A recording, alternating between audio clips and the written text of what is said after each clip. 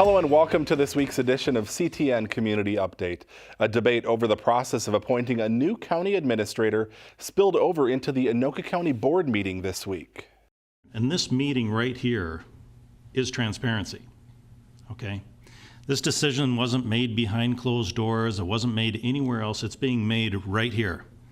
And this qualifies, and I see a shaking of the head, no, it's being made right here, I can assure you. Members of the public turned out to watch the board vote on several resolutions for the county administrator position. Current administrator Jerry Soma is retiring in May, and several members of the board want to appoint Chairwoman Rhonda Sivaraja to the position. Others want to open up the search, at least internally, so more people can apply for the job. But I have never met the talent and the logical skills that Commissioner Sivaraja possesses.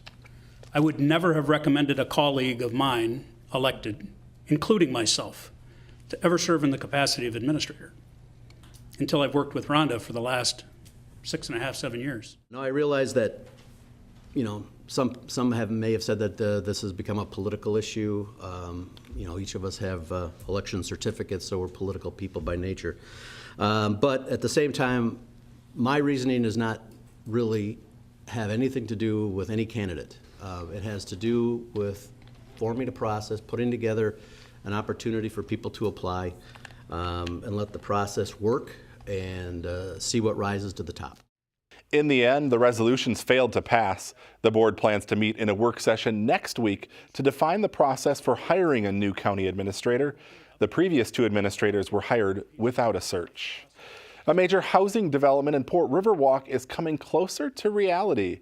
Following its meeting last week, the Planning Commission is recommending approval of the preliminary and final site plan for the project. Center Homes is planning to construct 136 detached single-family homes on the south side of Coon Rapids Boulevard between East River Road and Egret Boulevard. About half of the homes will be designed as a neighborhood within a neighborhood with smaller lots and private streets. The City Council will take up the matter at its next meeting on April 2nd. Plans for a big apartment project in Port Evergreen are on hold, at least for now. Last week, the Planning Commission tabled action on the preliminary and final site plan for real estate equities. The company wants to construct a 4-story, 184-unit apartment building near 94th Avenue and Springbrook Drive. But the Commission and neighbors have several concerns, including the proposed density and lack of parking. The developer is looking at some possible changes to the project and will be back before the Planning Commission on April 18th. And a longtime business in the Evergreen Business Park is growing. Last week, the Planning Commission approved the site plan for a 100,000 square foot expansion for Green Bay Packaging, which produces corrugated cardboard shipping cartons and displays. The existing facility is 260,000 square feet. The project includes expansion of the warehouse, production, design lab, and the training and employee area. Green Bay Packaging was founded in 1933 and opened its Coon Rapids plant back in 1996. For the third straight year, the Anoka Technical College hosted a Manufacturing Career Intent Signing Day this week, complete with a proclamation.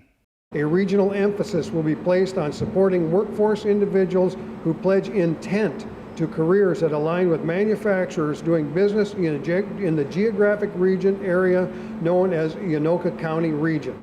The Anoka Area Chamber of Commerce joined with industry partners and the Anoka Technical College to promote careers in the manufacturing industry.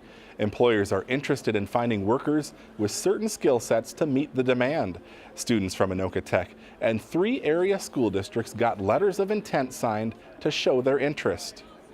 I do love cars, and knowing that they make parts for cars out of machines like this, that's always an interest there too. Instead of starting at the bottom with a beginner's job, they could come right in and start running one of our lasers that cut metal with light. We added one of those about 10 years ago now, and the advancements made with them is just mind-blowing. The median wage for manufacturing jobs in Anoka County is more than $76,000 a year. The Anoka Technical College has a 100% placement rate for graduates in the manufacturing program. The Anoka Technical College will host a career fair next month.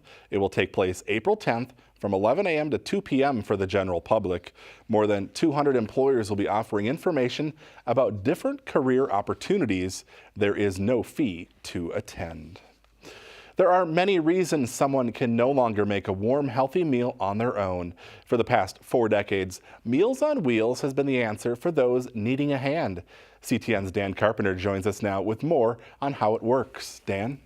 Steve, although anyone is eligible for a Meals on Wheels delivery, the elderly make up most of its clients. The program also benefits those with disabilities or who are recovering from surgery. 3 times a week. Got chicken Alfredo. A food donation from Costco There's 2 mac and cheese. is packaged for delivery at the Camellia Rose Care Center in Coon Rapids.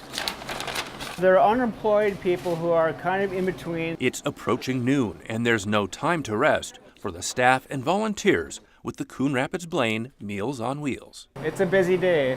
These trays of hot, nutritious food are quickly packaged and sealed for delivery, Hit it at about 105 per day. headed for just as many front doors. The bulk of our population are elderly people who can't cook and they just need help doing things. The cost for clients, $5.70 a meal, less for those who qualify for subsidies through Anoka County. It's hard to make a small meal, especially if you're living by yourself. 12 bags filled with meals for 12 routes, delivered by 12 volunteer drivers. Thank you, sir. Thank you.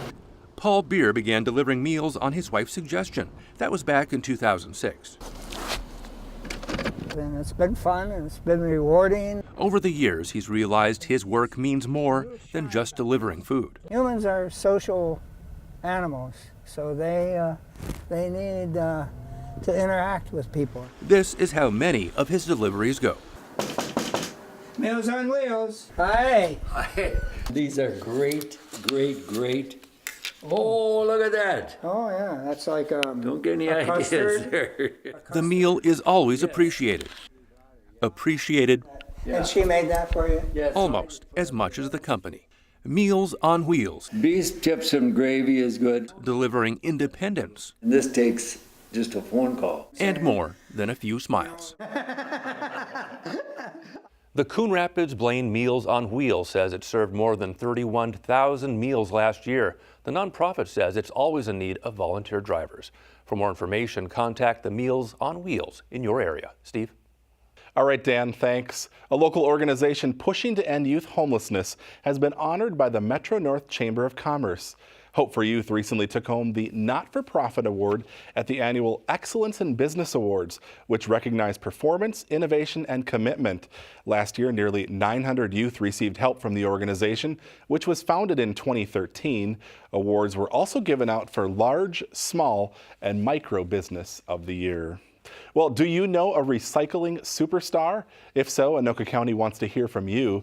They are looking for individuals, groups, and organizations for their annual Recycling Champion Awards.